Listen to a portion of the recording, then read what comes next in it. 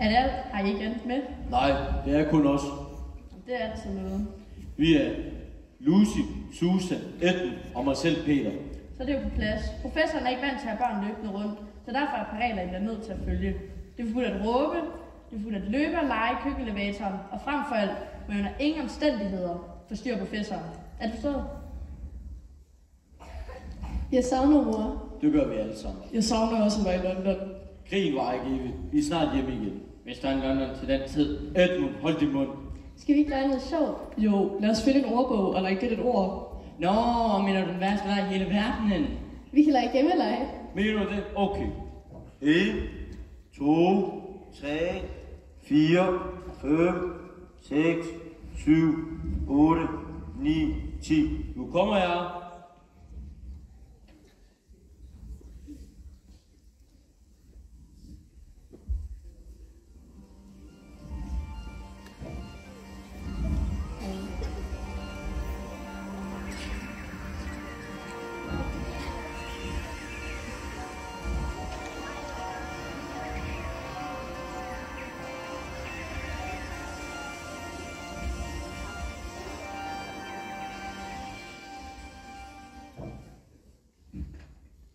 Hvor er jeg?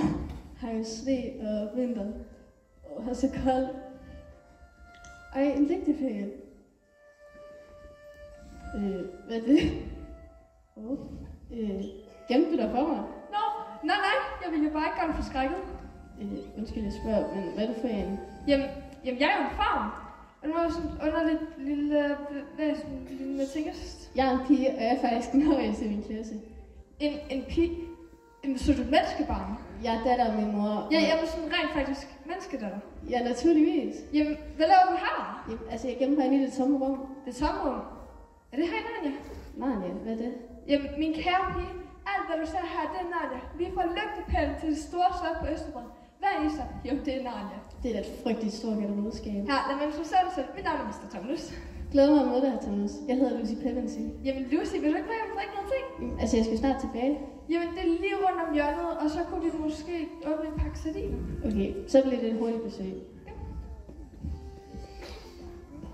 Her, tag noget te, så tager det værste af den rædsomme kulde.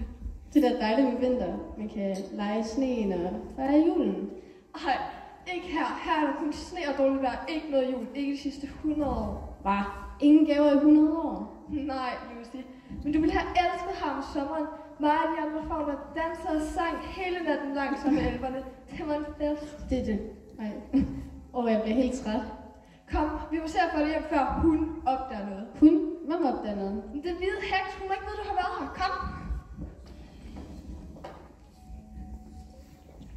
Her, kan du klare det? Jeg har min halsterklæde. Tak, Lucy Pevensey. Jeg skal også snart tilbage, så Ja. vi ses. Vi ses. Jeg håber, du kommer igen.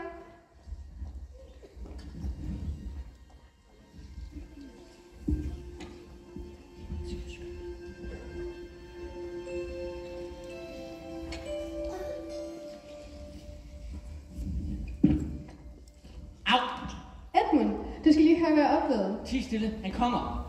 I to har vist ikke rigtig fattet, hvad lejen går ud på. Jamen, har I ikke undret jer, hvor I har været al den tid? Det er jo ikke meningen, vi skal vide, hvor du er henne. Har jeg vundet? Jamen, jeg har været væk i flere timer. Der er en verden inde i skabet. Det er et helt almindeligt skab.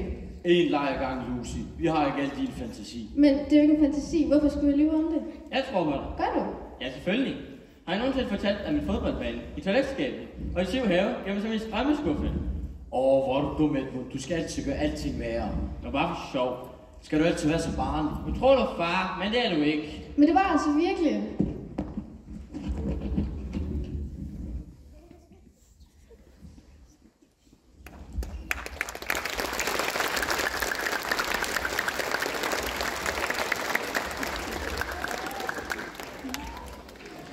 Herr Thomas, jeg kommer nu.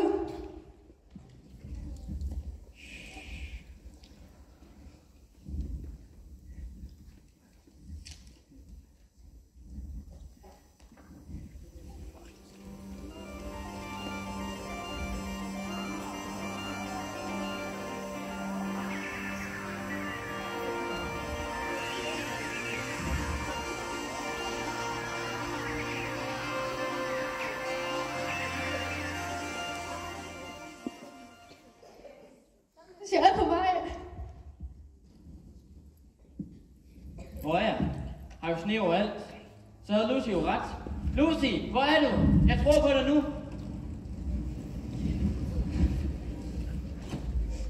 Kom så her, din lille nede.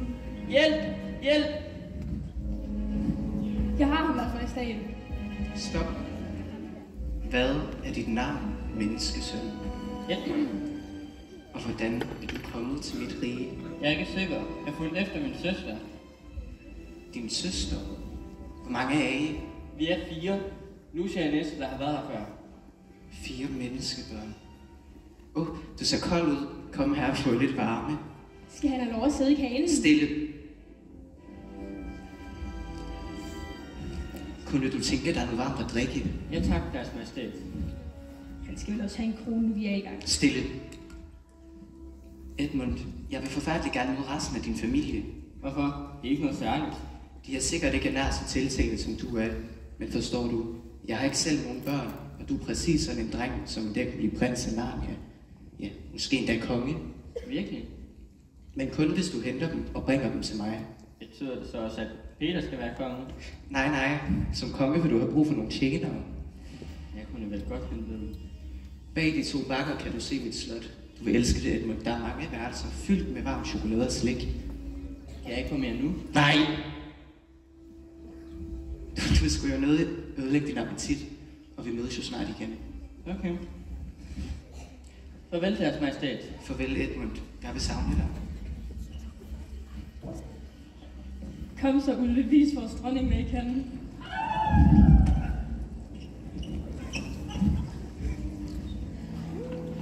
Edmund, så er du også kommet herind. Lucy, hvor har du været? Hos Saturnus, og han har det fint. Den hvide heks har ikke opdaget noget. Den hvide heks? Hun kalder sig dronning af Narnia, men det er jo slet ikke. Er der noget galt? Nej, men har iskoldt. Hvordan kommer vi ud herfra? Kom, den vej. Det er lige herinde.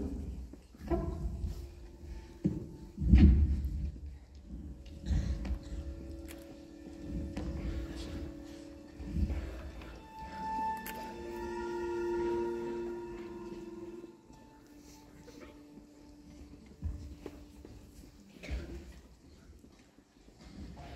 Peter, Susan, vågn op.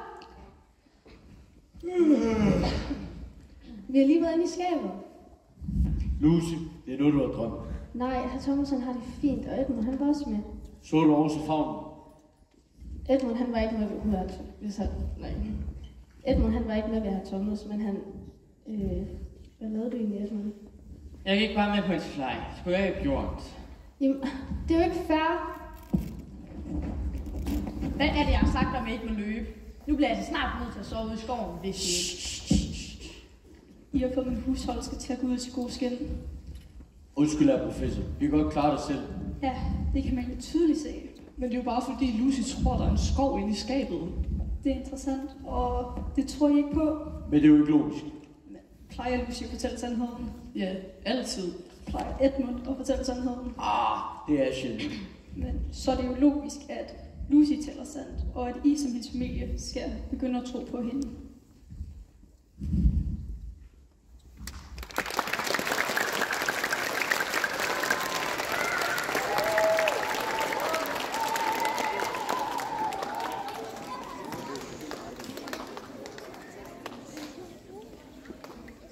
Rengøringstid. Så er det rengøringstid. Alle hjælper til. Hvor er I henne, børn? Børn. Altså, de børn, man kan da heller ikke noget med dem. Børn! Nu kommer I her. Hallo. Vi må gemme os, så vi ikke skal rydde op. Men hvor? Altså, kom nu. Kom, vi går herind. Ej, nu laver du sjov, ikke? Frem med jer. Skynd jer, hun kommer.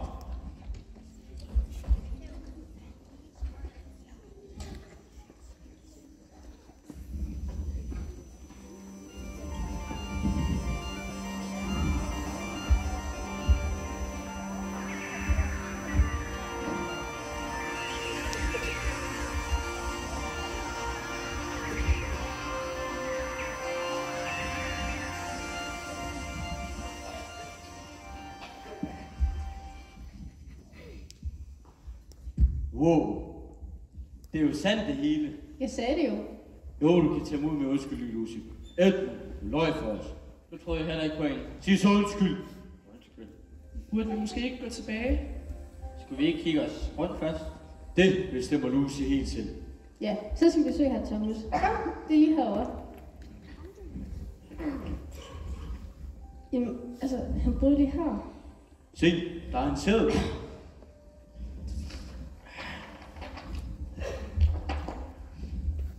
Fagnu Tomnus anklages hermed for højforræderi mod hendes kejserlige majestæt, dronning Jarlis af Narnia, fordi han omgås med et menneske på venskabelig vis.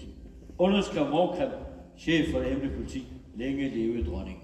Vi er altså nødt til at gå tilbage nu. Hvad så med herr Thomas? Hvis han er arresteret for at omgås med et menneske, er der jo ikke meget, vi kan stille op. Men det er jo det, I ikke forstår. Det er jo mig, der er mennesket. Vi må finde på en løsning. Hvorfor? Han er forbryder. Hov, hvad er det for en lyd? Han gør det. Det var bygger. Jeg snuser altså ikke til din hånd, hvis det er det, du tror. Lucy Pevensey, Det er det halsræk, jeg gav til herr Thomas. Er der sket noget? kom. Vi skal længere ind i skoven. Men kan vi stole på ham? Han kender jo Fagnu. Altså, han er en bæver. Han burde slet ikke kunne tale. Kom, vi skal i sikkerhed. Lillemor har sikkert lavet te. Bæver, er det dig? Jeg kan simpelthen ikke klare bekymringerne mere, og det siger jeg dig, og hvis du har været ude ved grævlingen igen. Nej, det er jo ikke grævlingen. Det troede jeg ikke, jeg nogensinde skulle opleve. Kunne du da ikke have sagt noget? Prøv at se min pels. Jeg vil jo gerne have gjort mig i fin stand. Selv en uge havde ikke været nok med din pels. Kom med ind og få noget mad og lidt frisk te.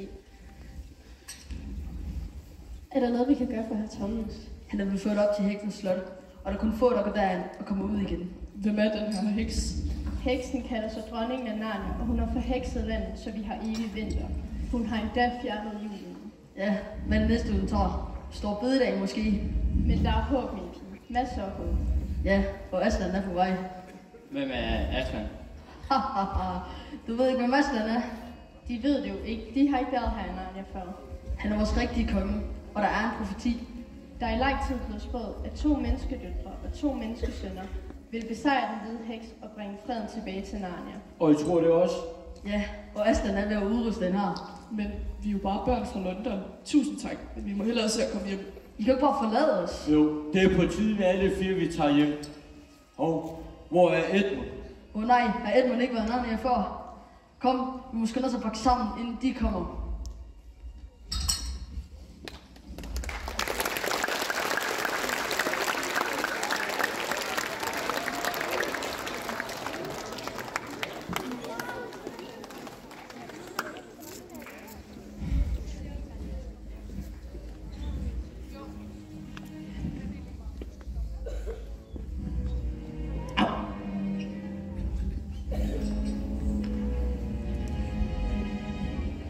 Stop! Rør dig ikke. Eller det sidste, som du gør i det her liv. Ellers ender du som en af de her frosset til statue af dronningen. Jeg er Edmund, et menneskesøn. Før mig til dronningen. Tilgiv mig, du dronningens lykkelige yndling. Eller måske knap så lykkelig. Nå, så ham den lille nødsvage. Igen! Kan du lide slottet, Edmund? Ja, det er flot. Sig mig lige en gang. Er dine søstre døve? Nej, Er din bror uintelligent? det synes jeg, men mor... Hvor våger du så at komme alene? Jeg prøvede, jeg fik dem halvvejs. Jeg forlangte så lidt af dig. Det er noget til bævernes hus på dæmningen. Så er du jo ikke fuldstændig håbløs. Han er ikke helt dum, ham den dumme menneskesøn. Stille og giv ham noget mad og drikke. Kom her. Lykkelige menneskesøn. Nyd, at du har været dronningens yndling, for nu er du min fange. Morgrim, du ved, hvad du skal gøre.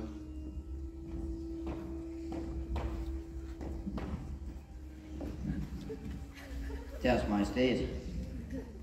Vi er ved at samle herren på deres befaling. Sørg for, at alle, både kæmperne, minotaurerne og alle nattens mørke væsener, er klar til kamp. Hvad skal vi gøre med menneskebørnene? Dem sørger jeg selv for at fjerne fra Narnia for evigt. Javel.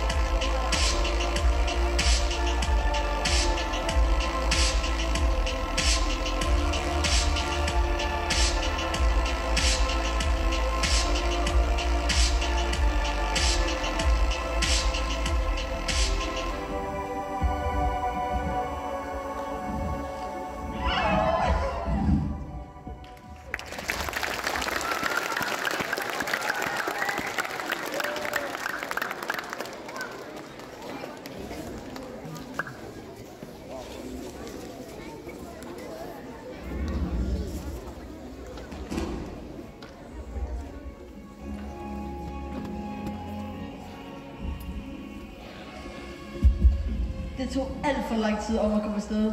Jamen, vi skulle lige pakke ned først. Vi havde nok ikke behøvet at pakke syltetøj og kiks ned. Jamen, herr Bæver bliver altid så sur, når han er sulten. Jeg er sur nu, og vi skal fremad. Nu er du lige så vrissen som på badedagen. Det er også årets værste dag. Hvor langt skal vi, før vi er der? Kom nu, skynd jer lidt. Ja, siger Tjern. Hvis han hulsumerer os en gang til, så lad ham om til et pelshue.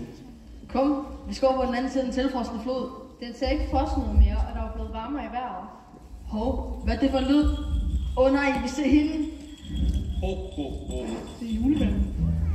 Rocking around the Christmas tree at the Christmas party. Let's go on away and see everyone tries. Rocking around the Christmas tree at the Christmas tree. Later we'll have some pumpkin pie and you soon get it. You will get a sentimental feeling when you hear voices singing, let's be jolly, let the all survive.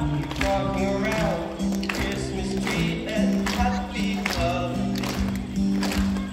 Everyone dancing merrily in the old-fashioned way.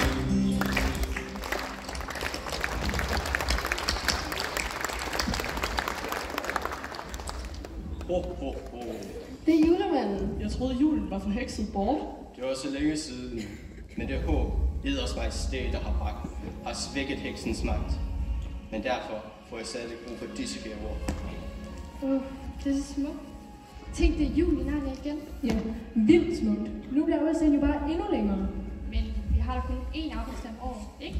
Jo, men den er mega lang. Narnia er jo kæmpe stor. Det er dejligt, at ungerne kan få deres julegaver. Dejligt. Vi er far jorden rundt uden tepause, og så næste dag vil alle bytte deres gaver. Ej, Det er ikke dejligt. jeg har hørt, at der er fri risikospar, når vi kommer hjem. Jamen, jeg har jo lige fået risallergi. Ej, Det er virkelig udbragt, det her. Lucy. Til dig. Saften fra ildblomsten. En dråbe af det kan hele et hvert sår. Mange tak, julemand. Jeg mener, jeg er tapper nok. Det tror jeg også. Men krig kan være en hæslig affære. Susan. Sæt din lid til denne bue, og den vil sjældent ramme forbi.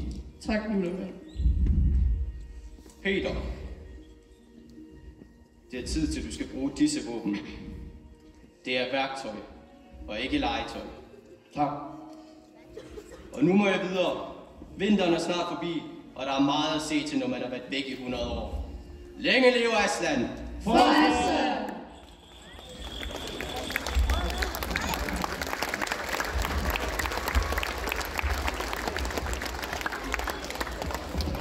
Han sagde, at vinteren er næsten omme. Det betyder, at vi er nødt til at skynde os, inden isen smelter. Pas nu på, herr Bæver. Du er lidt for tyk. Det kan da umuligt være. Ikke med den mad, du laver. Se, ulden der kommer. Skynd jer. Og fra isflag til isflag. Vi skal nok få jer.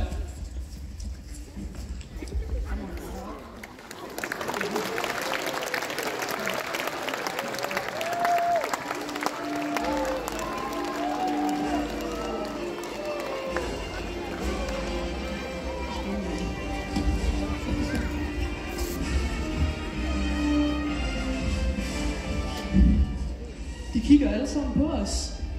Måske synes I bare, det ser underligt ud. Jeg synes, de ser vidunderligt ud i dag, fru Bæver. Vi er kommet for at møde Aslan. Aslan, den...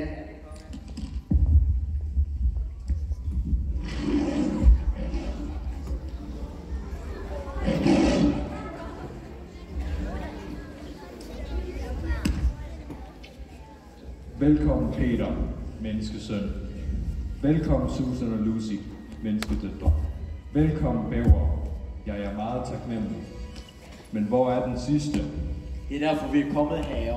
Vi har brug for deres hjælp. Vi har haft nogle problemer undervejs. Den hvide heks har fanget vores bror. Fanget? Hvordan kunne det ske? Han forrådte den deres majestæt. Forrådt alle? Rolig nu, Øjens. Jeg er sikker på, at der er en forklaring. Det er faktisk altid min skyld. Jeg har været alt for overværet. Det har vi alle sammen været. Han er vores bror. Det ved jeg, kære Lucy. Lad os se, hvad vi kan gøre ved det. Peter, Kom med mig et øjeblik.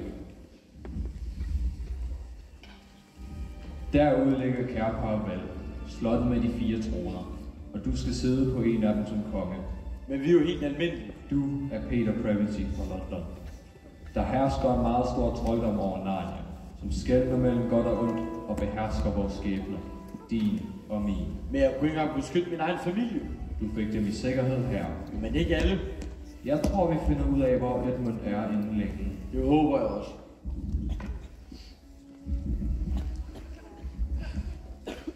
Vi fulgte efter en ulv, så kom herfra. Så fandt vi ham her bundet fast til et træ.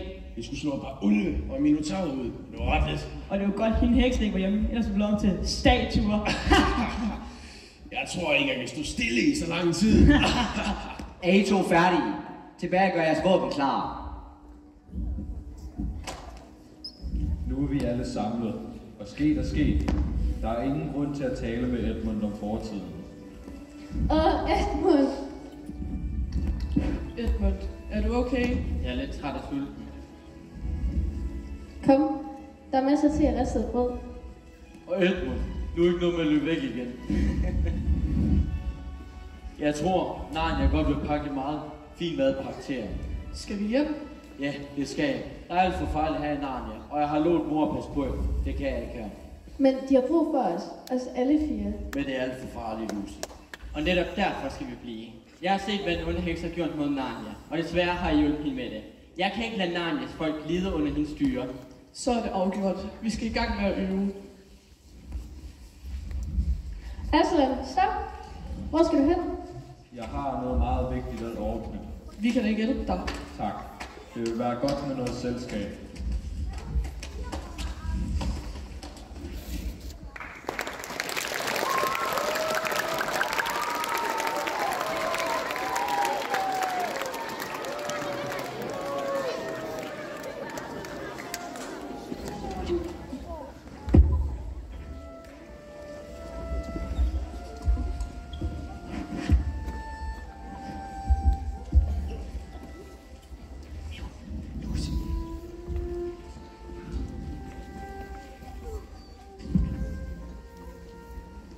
Vi har gået hele natten. Hvor er vi på vej hen?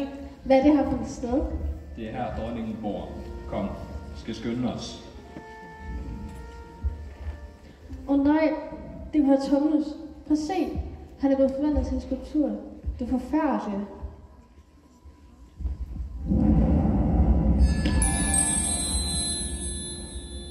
Tumnus! Susan, det her det er... Her er Tumnus. Hej. Kom, vi skal gennemsøge slottet. Peter og Edmund har brug for alle, vi kan finde. Ej, hvad er det? Er det ikke kaptajn Klo? Ej, jeg tror, at vi skal se ham herinde.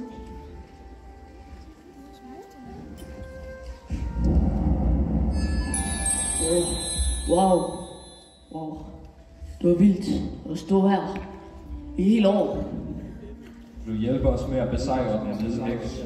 Ja, hvis det var hende, som lavede mig til sten, så er jeg vel klar på en kamp.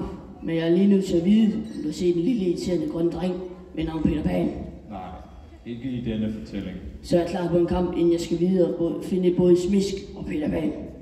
Tak for, at du vil kæmpe på vores side. Kom, den her vej. Ej, er det ikke motormælde?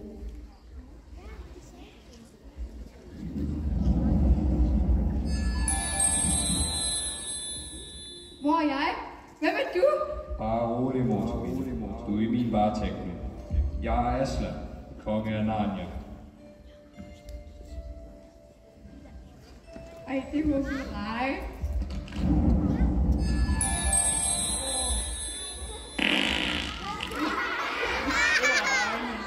Ej, onkel Rej, hvad har du spist?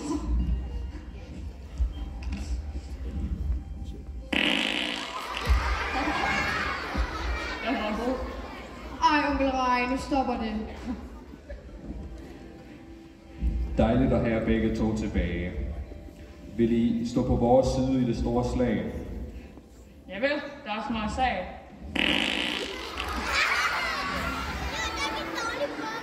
Til deres tjeneste, vigtige Aslan. Ej, Du har bevæget dig nok i dag.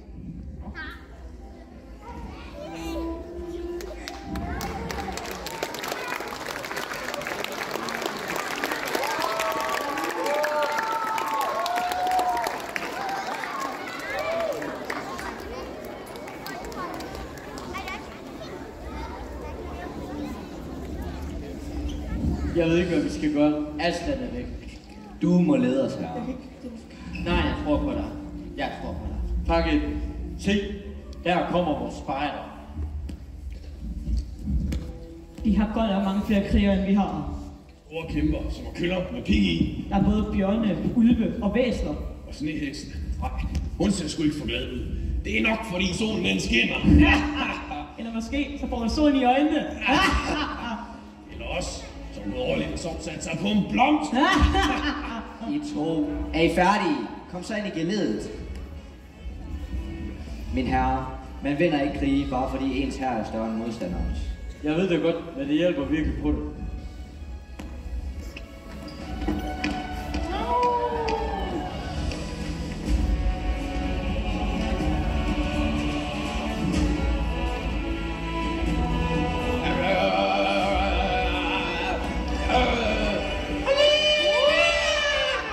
Han kommer, han tager sej ud. Om ordentligt høj.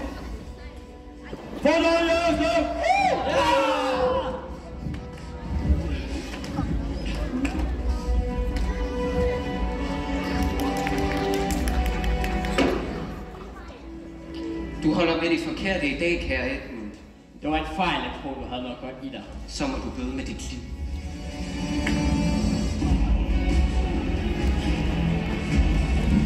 Pas på, du rører min bror.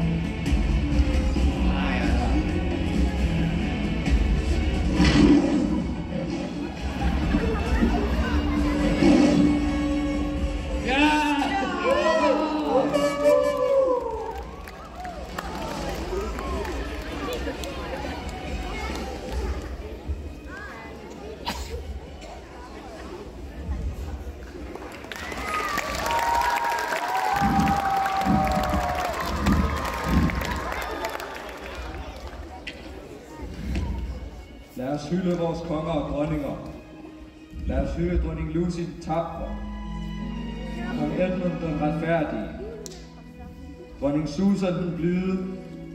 Og kong Peter den prægtige. En gang kong eller dronning i Narnia. Altid kong eller dronning. Må jeres visdom bære os til stjernerne regner ned fra himlen. For Narnia! For Narnia!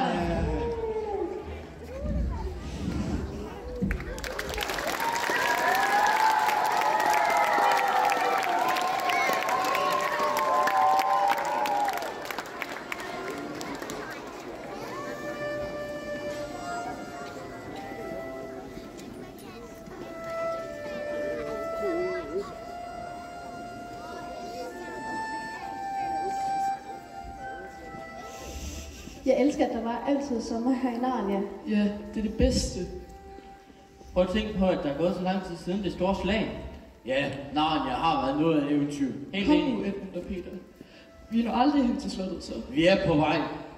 Men ved I egentlig, hvor vi er? Det er som om, jeg har været her før. Det er som om, jeg har drømt om det her sted. Den storstad garderobe. Kom, vejen fører os herhen. Se, en lygtepæl. Ej, den har jeg set før.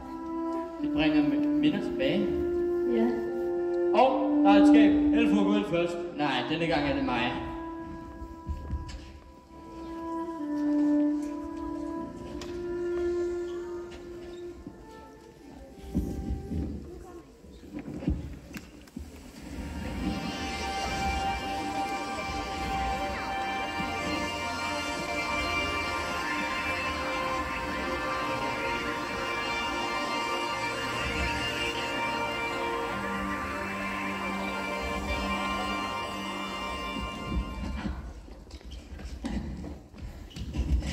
Der var I. Nu er jeg lidt 5 minutter efter jer. Nu er det altså tid til, at I skal ud og gå rent. Kom så. Nå, det har I. Hvad laver I inde i garderobeskabet? De vil ikke tro os, hvis vi fortæller dem. Det bliver vi nødt til at prøve af.